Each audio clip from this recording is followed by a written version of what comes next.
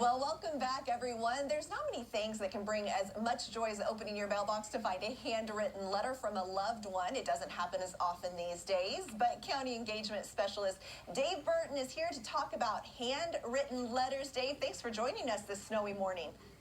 Yes, thanks for having me. It's a perfect time to be in the house writing some thank you notes. You're absolutely right. It is cold and snowy, the perfect day. But, it doesn't come to some people how to start a letter. Can you give us any tips? Oh, well, keep it simple. It really only needs to be 3 or 4 sentences at most, and get immediately to the point. To thank them or to express some encouragement.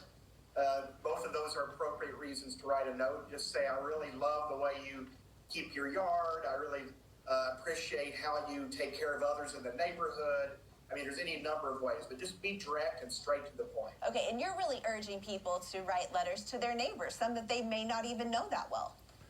That is right. That's a great way to begin. We hear from people who say they're more of an introvert and they're not comfortable knocking on doors and handing over plates of cookies. Well, anyone can find some stationery anywhere and write a thank you note and just express your gratitude.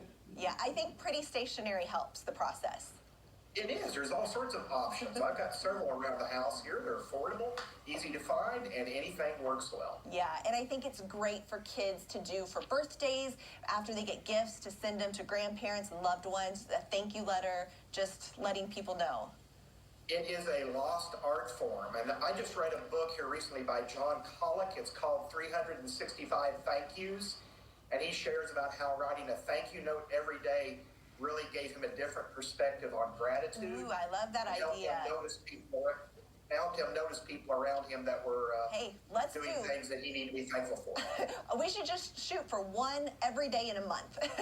Thanks, Dave, for joining us.